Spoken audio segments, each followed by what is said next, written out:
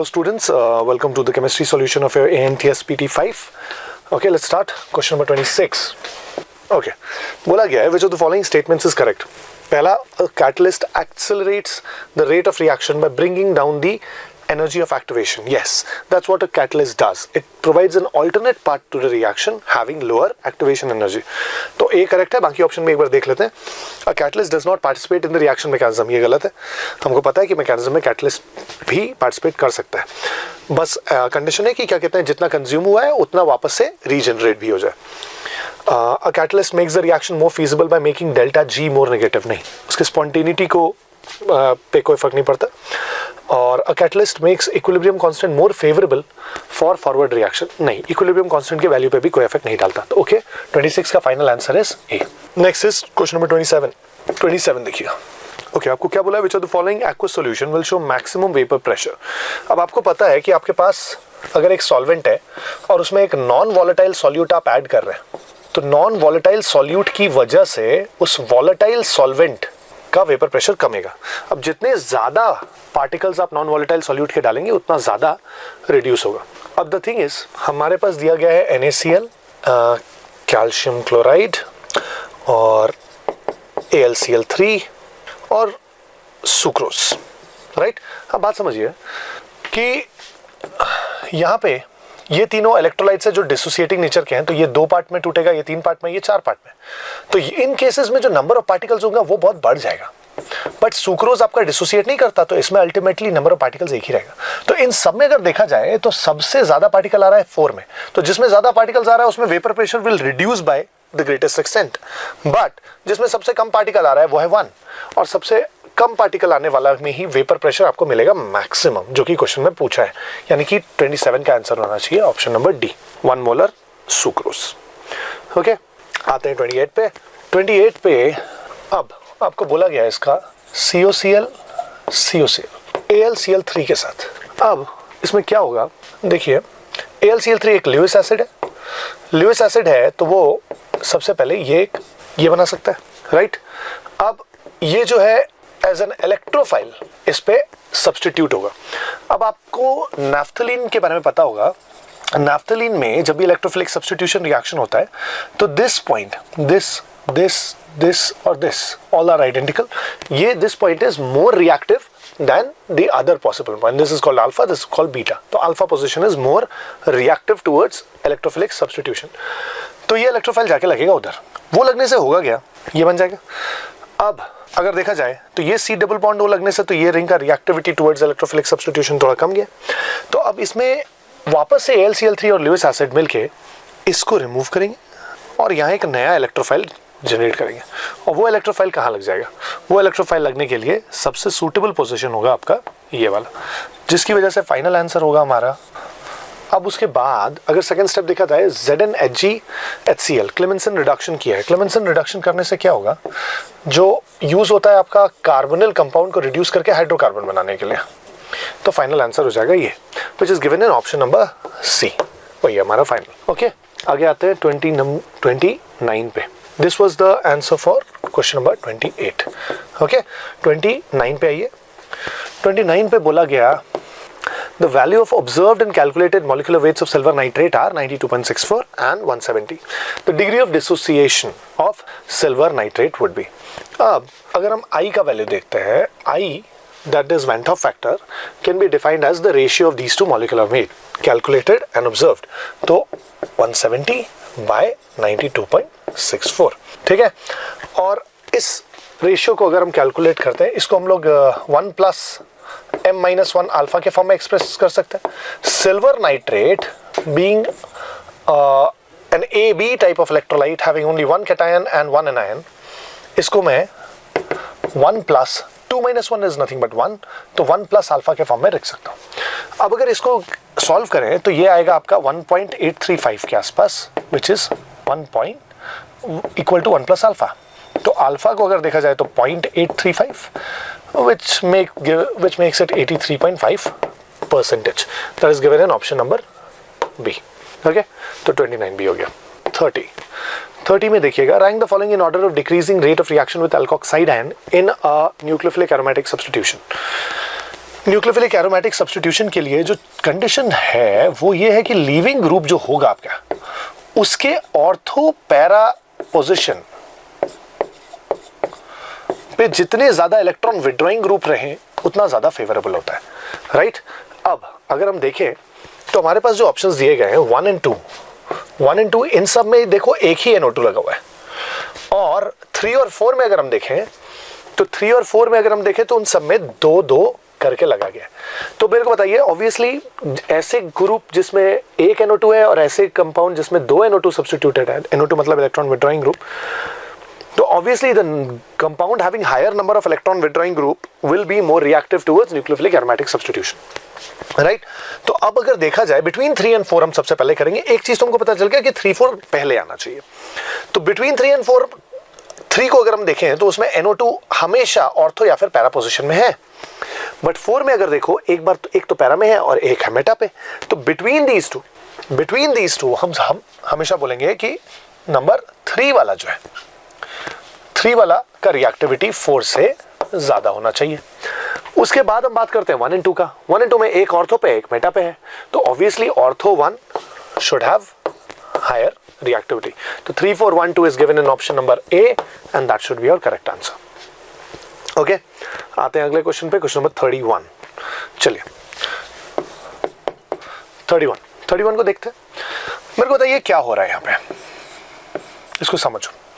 एक कंपाउंड दिया गया है जिसमें आपके साथ यहाँ पे 4 Cl लगाए और इसका दिया गया है 2 मोल और OH माइनस का दिया गया है 4 मोल। तो चलो कैसे ये सारे यूटिलाइज होकर हमारा प्रोडक्ट बनाते हैं उसको समझें। अब एक बात तो समझ में आ रहा होगा कि OH minus being a nucleophile, यहाँ पे होगा पहला स्टेप में SNAR ही। SNAR से होगा क्या, वो ऐसे Cl को लेके जाएगा जिसके ऑर्थो और पैरा पे, ऑर्थो या पैरा पे इलेक्ट्रॉन विड्रॉइंग ग्रुप है। अब मान लीजिए वो Cl को टारगेट कर रहा है, देख सकते हैं आप कि ऑर्थो और पैरा दोनों पे ही इलेक्ट्रॉन विड्रॉइंग ग्रुप है जो कि इसको सपोर्ट करेगा। अब ये OH माइनस आया, इसको सब्स्टिट्यूट किया। अगर सब्स्टिट्यूट किया तो क्या मैं बोल सकता हूं ऐसा कुछ बनेगा। एक और बात समझिए, हमारे पास इसका 2 मोल है, तो ऐसा ही एक और भी बन सकता है, करेक्ट, ऐसा एक और भी बन सकता है। तो मैं क्या करूंगा, ये बन गया। अब उसके बाद आपको ये समझना होगा कि मेरे पास देखिए अभी तक हमने क्या क्या कंज्यूम किया है। हमने अभी तक 2 मोल ऑफ जो मेरा रिएक्टेंट था ये कंज्यूम कर लिया, और हाइड्रोक्साइड का अभी तक मैंने 2 मोल कंज्यूम किया है।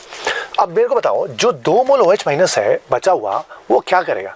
2 मोल OH माइनस बेस है, फिनॉल बनते ही, फिनोलिक ग्रुप बनते ही, फिनोलिक ग्रुप के पास एसिडिक हाइड्रोजन, तो एक OH माइनस इसका H प्लस लेके चला जाएगा, एक OH माइनस इसका H प्लस लेके चला जाएगा। तो मेरे को बताओ यहाँ पे O माइनस बन जाएगा। Do you understand this. अब जैसे ये बन गया है, अब हमको क्या करना पड़ेगा, हमको देखना है कि इसके बीच में क्या इंटरमोलिकुलर रिएक्शन पॉसिबल है, so that something like this can be prepared.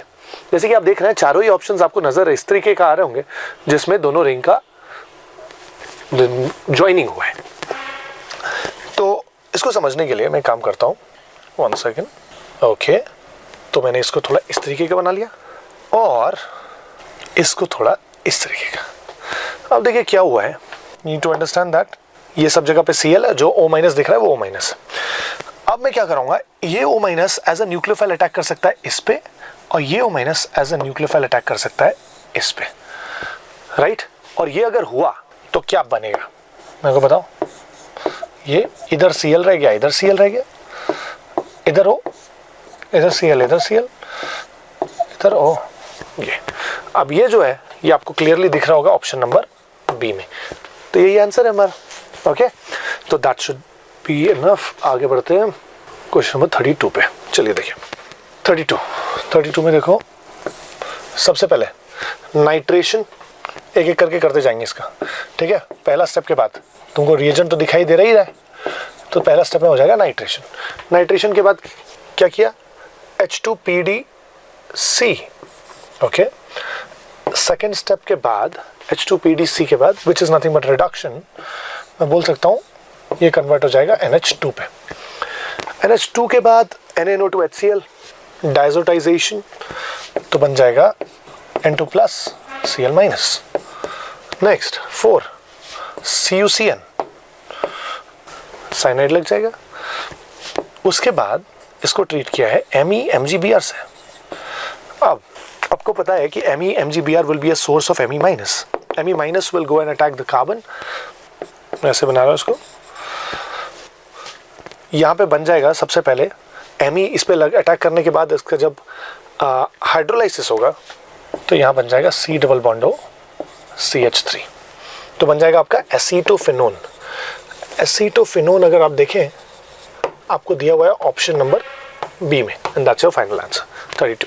ठीक है, नेक्स्ट आते हैं 33 पे। देखिए 33, for an ideal binary liquid solution with P naught A greater than P naught B, which are the following relation between Ka and Ya is correct. Okay, अब आप मेरे को बताइए, एक आइडियल सॉल्यूशन है जिसमें यहाँ पे A है, यहाँ पे B है। अब अगर हम देखें यहाँ पे वेपर में भी आपको A और B मिलेंगे, मैं उनको दूसरे कलर से रिप्रेजेंट कर रहा हूँ। अब हम यहाँ पे ये बोल सकते हैं कि यहाँ पे Ka और Kb का जो भी प्रोपोर्शन होगा, मेरे को बताओ यहाँ से ये वेपराइज जब होंगे, अगर हमें बोला गया है कि P naught A greater than P naught B, that means A is more volatile than B, and if A is more volatile than B, यानी कि A का vaporisation is obviously greater than the extent of vaporisation of B। इसकी वजह से होगा क्या कि vapour phase में Ya मिलेगा, Yb मिलेगा। अब जिस भी रेशियो में आप यहाँ पे Ka और Kb रखें, इसका ग्रेटर वेपराइजेशन होने की वजह से जो वेपर कंटेंट मिलेगा आपको, वो उसमें आपका A का मोल फ्रैक्शन ज्यादा होगा, जिसकी वजह से हम बोल सकते हैं कि Ya जो होगा वो Ka से हमेशा ज्यादा होगा, और Ya अगर Ka से ज्यादा है, इसका मतलब हमारा करेक्ट आंसर होगा option number C. Okay, question number 34 देखिए, the vapor pressure of pure liquid solvent A is 0.8 atm. When a non-volatile substance B is added to the solvent, its vapor pressure reduces to 0.6 mole fraction of the component B. Okay, देखिए B is the solute, right? तो solvent को A बोला गया है, solute को B। ठीक है, तो आपसे पूछा है mole fraction of component B. Mole fraction of component, this is nothing but the expression for P naught minus P by P naught, which is nothing but mole fraction of component B, right? Relative lowering of vapour pressure. P naught minus P, मेरे को बताओ कितना बोला है, 0.8 और reduces to 0.6, तो 0.8 minus 0.6 by 0.8, which is nothing but 0.2 by 0.8, 1/4, 0.25। Easy question. Option number B is the correct answer. Okay. Next, question number 35. देखिए, CH2OH. Okay. क्या दिया है? SOCl2 pyridine. ठीक है. This is one of the best ways to convert alcohol to the corresponding alkyl halide. CH2Cl. Okay. Mg ether दे दिया तो आपका बन गया ग्रिग्नार्ड. Then CH2O इस पे एज अ न्यूक्लियोफाइल अटैक करेगा, इसको डिस्प्लेस करेगा, जो बनेगा वो कुछ ऐसा होगा। एक CH2 तो यहाँ ही था, उसके बाद वो कनेक्ट होगा 2 और CH2 से, तो CH2 के साथ 2 और CH2, और उसके बाद होगा O-, उसके बाद H+ दिया हुआ है, तो हम उसको एसिडिफिकेशन के बाद ये बना सकते हैं, right? And this is given in which option? Check कीजिए आप, option number B should be the correct answer. Okay, next question number 36. Phenol with Hinsberg reagent gives, अब phenol हो गया बेंजीन के साथ OH, और Hinsberg reagent अगर देखा जाए वो होता है बेंजीन सल्फोनिल क्लोराइड, राइट? तो अब आप मेरे को बताओ, ये OH अगर अटैक किया इधर, यहाँ से लिविंग ग्रुप को हटाया, तो जो बनेगा वो होगा S डबल बॉन्ड O, इधर O आके कनेक्ट होगा, अल्टीमेटली यहाँ पे HCl का लॉस भी होता है, और O के साथ लगा रह जाएगा आपका, अब ये है क्या, S डबल बॉन्ड O के साथ O और एक R, this is nothing but sulphonic ester. Okay, 36 के बाद आएगा 37। चलिए देखिए 37, चलो देखो, phenol NaOH carbon dioxide 140 degree Celsius, तो इससे क्या होगा, और उसके बाद उसका H प्लस H2O को साथ भी ले लिया, इससे बन जाएगा आपका सैलिसाइलिक एसिड, राइट। उसके बाद वाले स्टेप में देखिए क्या किया है। देखिए एसिटिक एसिड को हीट किया है इन प्रेजेंस ऑफ P2O5। अब आपको पता होगा कि एसिटिक एसिड को जब हम हीट करते हैं इन प्रेजेंस ऑफ P2O5 या फिर एसिडिक मीडियम में, तो होता है वहाँ पे उसका dehydration and it gets converted to anhydride, right. आप चेक करिएगा एनसीईआरटी में भी ये रिएक्शन दिया गया है। तो एनहाइड्राइड के साथ जब हमारा फिनॉल रिएक्ट करेगा तो क्या बनेगा, ऑब्वियसली एनहाइड्राइड के साथ रिएक्शन हो रहा है तो वो फिनॉल वाला पार्ट से रिएक्ट करेगा, तो कार्बोक्सिलिक एसिड बचा रह जाएगा, यहाँ पे O के साथ C डबल बॉन्ड हो CH3, ओके। तो इसको बोलते हैं acetyl salicylic acid. Acetyl salicylic acid is nothing but aspirin, that is given on option number D. आओ अगले क्वेश्चन पे, क्वेश्चन नंबर 38 देखो, CH3C, इधर भी CH3,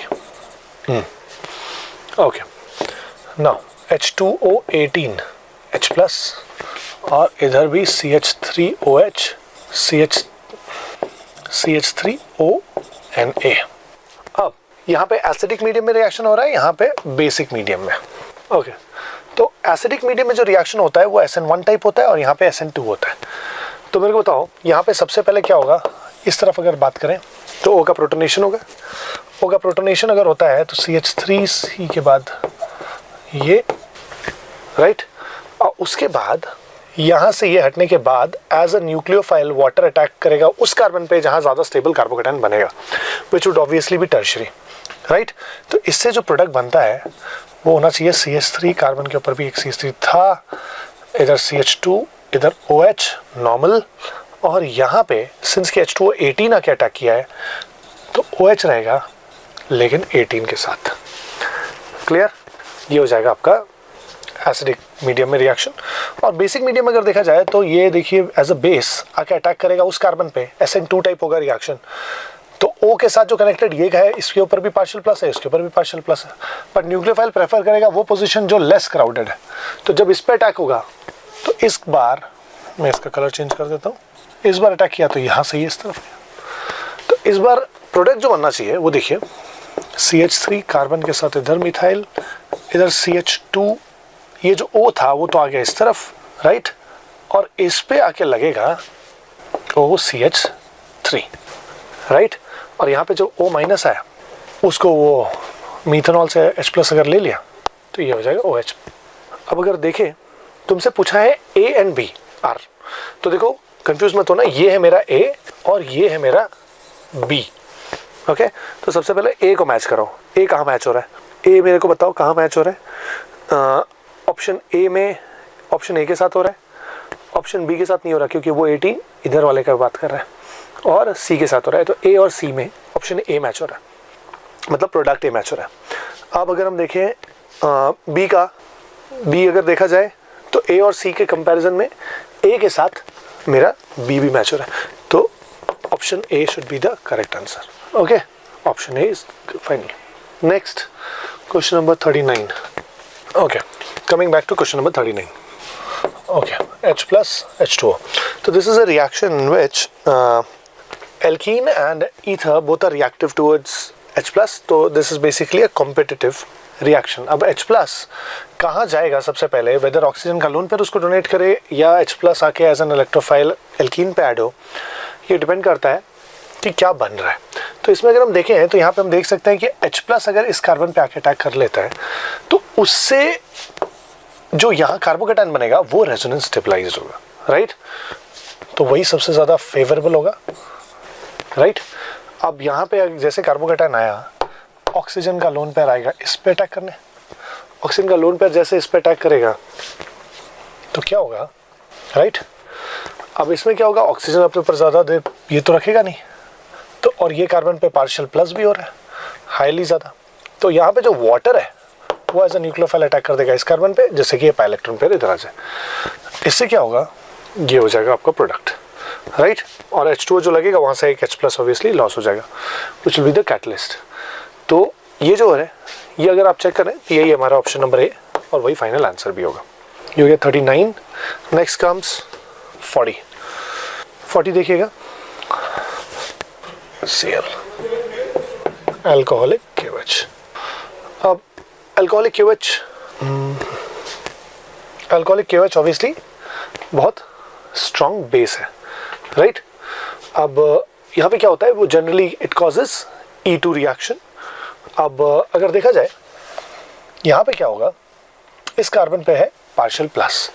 अब वो base instead of attacking here वो एक और काम कर सकता है, वो आपका यहाँ का एसिडिक हाइड्रोजन ले सकता है। अगर वो एसिडिक हाइड्रोजन ले गया तो यहाँ पे क्या चार्ज आ जाएगा, O-, राइट। और ये O- will attack on this carbon which has a partial plus charge, removing the leaving group and resulting in the formation of a cyclic product, जिसमें 1, 2, 3, 4 कार्बन है और एक oxygen, which is given in option number D, and that should be a final product. Okay, question number 41 पे ये रहा F, ये रहा Br और ये रहा NO2. This is another example of SNAR, right? अब इसमें ये रहा आपका न्यूक्लियोफाइल। आप चेक करें तो फ्लोरीन के रेस्पेक्ट में ये भी एक इलेक्ट्रॉन विड्रॉइंग ग्रुप की तरह काम करेगा और ये भी एक इलेक्ट्रॉन विड्रॉइंग ग्रुप की तरह काम करेगा। तो S- will come and displace F, और जो फाइनल प्रोडक्ट बनेगा वो होगा कुछ ऐसा। This is given in option number B and that is our final answer. Okay, next is question number 42 देखिए, chlorobenzene plus chloral in acidic medium. Okay, सबसे पहले ये रहा क्लोरोबेंजीन और क्लोराल इज दिस। तो एसिडिक मीडियम में जब ये रिएक्ट करते हैं तो बनता है DDT। ओके, DDT बनता है और DDT का जो स्ट्रक्चर है वो देखिएगा ये। अब आपसे बोला गया what is the percentage of chlorine in the product. Okay, ठीक है, तो एक काम करते हैं, काउंट कितने क्लोरीन आ रहे हैं, राइट। तो हमारे पास आ रहे हैं 5 क्लोरीन। तो Cl अगर 5 होता है तो उसकी वजह से मास होगा 35.5 टाइम्स 5, ठीक है। 35 से 150, फिर 125, तो 177.5 के आसपास आना चाहिए, यही। Okay, now let's look at the rest of the molecule. आपको दिख रहा होगा यहाँ एक C6H4 यूनिट है, यहाँ भी एक C6H4 यूनिट है, राइट। तो इन सब का अगर पार्ट देखें, इसका मास होगा आपका, जैसे बेंजीन का मास होता है 78, राइट, दैट इज C6H6। लेकिन यहाँ पे 2 हाइड्रोजन कम है इस पार्ट में, तो इसको हम लोग 78 की जगह क्या लेंगे, 76 का 2 यूनिट्स है। मैं basically rest of the part का मास ऐड कर रहा हूँ, तो 76 into 2, 76 into 2 adds up to 152, and then what's left is, एक काम करता हूँ, just to create distinction, what I will do is, chlorine को छोड़ के बाकी जो भी है मैं उसको दूसरे कलर से मार्क कर रहा हूँ। ओके, तो all the orange circled one इस क्लोरीन, जिसका मास मैं ऑलरेडी निकाल के रखा हूँ 177.5। अब मैं बाकी वाला पार्ट का निकाल रहा हूँ। तो बाकी वाला पार्ट में देखो, ये वाला पार्ट C6H4, ये वाला पार्ट भी C6H4, तो this is adds up to 76 into 2, that is 152। Now यहाँ पे 2 कार्बन है और एक हाइड्रोजन, 2 कार्बन का हो गया 24 प्लस 1 25। अब इसको अगर मैं ऐड करता हूँ तो वापस से 177 ही आ रहा है। अब चेक करो, इसका मास 177, रेस्ट ऑफ द मॉलिक्यूल का भी मास 177, तो परसेंटेज ऑफ क्लोरीन कितना होगा, तो क्लोरीन पूरे टोटल मास का ऑलमोस्ट हाफ आ रहा है। तो 50% का जो क्लोजेस्ट ऑप्शन है that is given as B, 50.07, that should be the correct answer. Okay, next question 43, benzene. सबसे पहले स्टेप में क्या किया है, nitration. Okay, that will give me nitrobenzene. उसके बाद किया है bromination in presence of FeBr3। अब ये एक मेटा डायरेक्टिंग ग्रुप है, तो Br आपका लगेगा इधर। फिर किया H2PDC, दैट इज रिडक्शन किया तो NH2, nitro will get reduce to amine group. अब अगर हम देखें यहाँ पे इसका क्लोरिनेशन किया है, अब NH2 तो स्ट्रांगली एक्टिवेटिंग ग्रुप है, तो वो ब्रोमिनेशन कराएगा। अब ब्रोमिनेशन कराएगा तो वो कौन सा जगह फेवरेबल होगा? बात ये है कि ऑर्थो या फिर पैरा फेवरेबल होना चाहिए, लेकिन Br के प्रेजेंस की वजह से ये दोनों पोजीशन का फ्रैक्शन थोड़ा कम जाएगा, बिकॉज ब्रोमीन इज ऑल्सो बल्की, तो Cl आना चाहिए यहाँ पे। क्लियर? अब Cl अगर इधर आया, उसके बाद NaNO2HCl देके हम इसका डायजोटाइजेशन भी करा रहे हैं, और Ki देके हम वहाँ पे आयोडीन का सब्स्टिट्यूशन भी करा रहे हैं। तो this should be the product which is given in option number C. Okay, आते हैं अगला क्वेश्चन पे। PBr3, this will convert the alcohol into alkyl halide, right? और उसके बाद इसको Mg ईथर देने से ये कन्वर्ट हो जाएगा ग्रिग्नार्ड रिएजेंट में। उसके बाद इसको ट्रीट किया गया है इस इपॉक्साइड के साथ। अब ग्रिग्नार्ड रिएजेंट जब इससे रिएक्ट करेगा तो एज अ न्यूक्लियोफाइल ये अटैक करेगा इस पे, वो चला जाएगा इधर। तो जो प्रोडक्ट बनना चाहिए वो होगा CH3 CH3, इधर आके लगेगा एक CH2 के साथ, वो कनेक्टेड है इस CH2 के साथ, और उसके साथ रहेगा O-, और ऑब्वियसली हाइड्रोलाइसिस, एसिडिक हाइड्रोलाइसिस से OH। तो प्रोडक्ट ये बनना चाहिए, ये आपका देखा, तो option A should be correct. Okay, आते हैं अगले सवाल पे। 45 PH C triple bond CH H2SO4 in presence of Hg2+। ये होता है हाइड्रेशन के लिए, ठीक है? हाइड्रेशन होता है according to following Markovnikov's rule, और इससे जो बनता है वो होता है ये। अब ऑब्वियसली इनॉल जो है, इनॉल तो ज़्यादा स्टेबल होता नहीं, तो ये टॉटोमराइज करके एसीटोफिनोन में कन्वर्ट हो जाएगा। एसीटोफिनोन के ऊपर आपका ट्रीट किया जा रहा है CH3MgI। ये कीटोन है, कीटोन का reaction with Grignard reagent results in the formation of a tertiary alcohol O- और हाइड्रोलाइसिस किया इसलिए OH। Okay, a tertiary alcohol with 1 pH and 2 methyl, a tertiary alcohol with 1 pH and 2 methyl is given in option number C. Okay, that should be a correct answer. Coming to the integer type questions, क्या बोला गया? 46, 99% of a first order reaction was completed in 32 minutes. Okay, when will 99.9% of the reaction complete? Okay, देखिए, तो T99 और T99.9 को अगर हम देखें तो ये होता है 20/3 T-half, और ये होता है 30/3 या फिर 10 T-half। ओके, अब आपको बोला है, हमको एक चीज़ पता है कि T99 दिया हुआ है हमें 32, और इसका वैल्यू मेरे ख्याल से हमको निकालना है, तो इसका वैल्यू हम मान लेते हैं x। अब इस इक्वेशन और इस इक्वेशन को डिवाइड कर दो। तो जब हम डिवाइड करेंगे तो क्या होगा? 20/3 divided by 10, what will be left with 10/3? T-half cancel is equal to 32/x. So 32 into 3 would be 32 into 3 would be 96, and x would be, I'm so sorry, रुकिए, कैलकुलेशन पर तो आपको कोई इसमें, तो मैं बोल रहा था इक्वेशन 1 को हम डिवाइड करेंगे इक्वेशन 2 से, तो 20/3 T-half by 10 T-half will be equal to 32/x. T-half gets cancelled, 10 gets cancelled with 20, तो ये बचेगा 2/3 is equal to 32/x, right? तो x will become 32 into 3, that is 96/2, that is 48. Okay, तो 48 minutes should be the answer. Next is 47.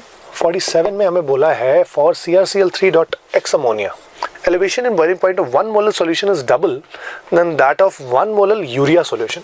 अब 1 molar urea solution को अगर हम समझते हैं, 1 molar urea solution, यूरिया तो एक नॉन इलेक्ट्रोलाइट है, राइट?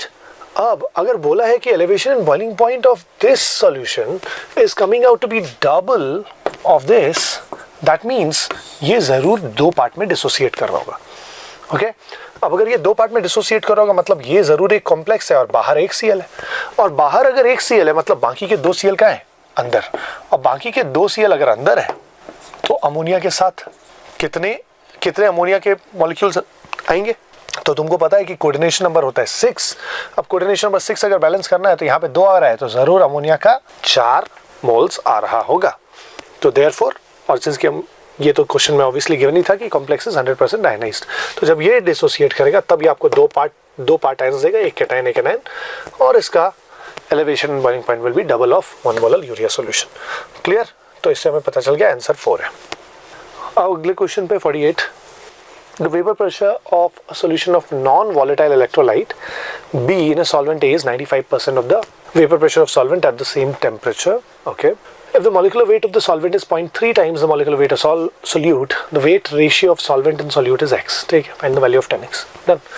ठीक है, तो मेरे को बताइए P naught minus P by P naught को जनरली हम बोलते हैं mole fraction of solute, right, relative lowering vapour pressure. But आपने इसका एक और मॉडिफाइड फॉर्म देखा होगा which is very beneficial in solving numericals, कि जब मैं इसको डिनोमिनेटर को P से सब्स्टिट्यूट करता हूँ तो this becomes mole ratio. When I say mole ratio, what I mean is number of moles of solute, solute को अगर आप देखें यहाँ पे I think non volatile electrolyte B दिया हुआ है और solvent A, this becomes the expression, this is called mole ratio. अब इसको ऑब्वियसली मैं और थोड़ा सा सिंप्लीफाई करूँ तो number of moles of B I can write it as mass of B by molar mass of B and number of moles of A can be written as mass of A and molar mass of A. Clear? अब question को करते हैं। तो vapour pressure of a solution of a non volatile is 95% of the vapour pressure of solvent. तो अगर P को देखा जाए, अगर ये P नॉट है तो this is 0.95 P naught, 0.95 P naught is equal to, क्या बोला गया है क्वेश्चन में, if the molecular weight of the solvent is 0.3 times the molecular weight of solute. तो चलो देखें इसको, molecular weight of solvent that is A is 0.3 MB और यहाँ नीचे है MB और यहाँ है हमारे पास WB by WA। क्वेश्चन में निकालने क्या बोला है, the weight ratio of solvent and solute is X, this is solute bye solvent, तो हमको इसका रेसिप्रोकल चाहिए होगा, बस ये याद रखिएगा। तो जब मैं इसको काटूंगा तो मेरे को बताइए क्या आता है, यहाँ पे P naught minus 0.95 P naught, 0.05 P naught by 0.95 P naught which is ultimately 1 by 19 is equal to WB by WA into 0.3, right. तो एक काम करो, WA इस तरफ ले आते हैं, WB इस तरफ ले आते हैं, 19 उधर ले आएंगे, तो WA by WB can be written as 19 into 0.3 which is 5.7। और आपसे क्वेश्चन में पूछा है find the value of 10x, 10x will be this 5.7 is x, आपसे 10x का वैल्यू पूछा तो 10x will be 57 and that should be our final answer। Okay, come to question number 49। Question number 49 में बोला है in Reimer Tiemann reaction the molecular weight of phenol increases by, तो phenol ये होता है और CHCl3 प्लस KOH इस reaction में इट कन्वर्ट्स टू सैलिसैल्डिहाइड। अब सैलिसैल्डिहाइड को थोड़ा सा मैं अगर अच्छे तरीके से लिखूं तो क्या मैं बोल सकता हूँ यहाँ पे C डबल बॉन्ड O और H आ रहा होगा। तो इस पूरे रिएक्शन में अगर देखा जाए तो इस पार्ट में तो कोई चेंज है नहीं, जो चेंज आया है वो बस है एडिशन ऑफ दिस, राइट। तो the molecular wait that is increased is because of carbon and oxygen, 16 plus 12 that is 28। Okay, तो 28 should be the correct answer. 50 देखिएगा। ओके, इसमें बोला कॉन्सेंट्रेटेड HI। ओके, तो ईथर का रिएक्शन जब इसके साथ होगा, ये है एनिसोल एक्चुअली, तो ये हो जाएगा आपका प्रोटोनेट, और प्रोटोनेशन होने के बाद I माइनस जब आके अटैक करेगा तो I माइनस आके अटैक करेगा इस कार्बन पे, जिससे बन जाएगा आपका phenol plus CH3I।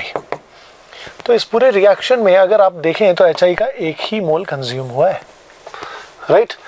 But instead of anisole if I take an aliphatic compound, तो कॉन्सेंट्रेटेड HI में देखिए रिएक्शन होगा तो काफ़ी हद तक सिमिलर, AC का प्रोटोनेशन और उसके बाद I माइनस का attack, being O plus is increasing the partial plus charge on these two carbons. This is primary, this is not like this methyl and this is a secondary carbon, तो I minus का attack इस पर ज़्यादा favourable होगा, right. अब अगर देखा जाए तो I माइनस का अटैक होने के बाद this converts to cyclohexanol plus methyl iodide, but concentrated HI अब तो आपको बोला मोल ऑफ HI कंज्यूम्ड, तो HI को हमको मानना पड़ेगा कि एक्सेस में है। अब HI अगर एक्सेस में है तो HI इस साइक्लोहेक्सेनॉल से रिएक्ट करके फिर से इसको कन्वर्ट कर सकता है आयोडोसाइक्लोहेक्सेन। तो अगर देखा जाए तो इस पूरे रिएक्शन में पहला मोल HI तो कंज्यूम हुआ ये लाने के लिए, और उसके बाद एक और मोल HI, तो यहाँ पे 2 मोल HI कंज्यूम हो रहा है। तो आपसे पूछा गया है कि x + y what is the number of moles of HI consumed, तो 1 + 2 the answer should be 3। Okay, तो that was your paper I would say that paper was very decently made. I hope आप लोगों ने अच्छा score किया होगा इसमें। कोई भी डाउट होगा तो I'm sure this solution should help, and if that's not enough, if you want to know a little more, please reach out to me. Okay, thank you.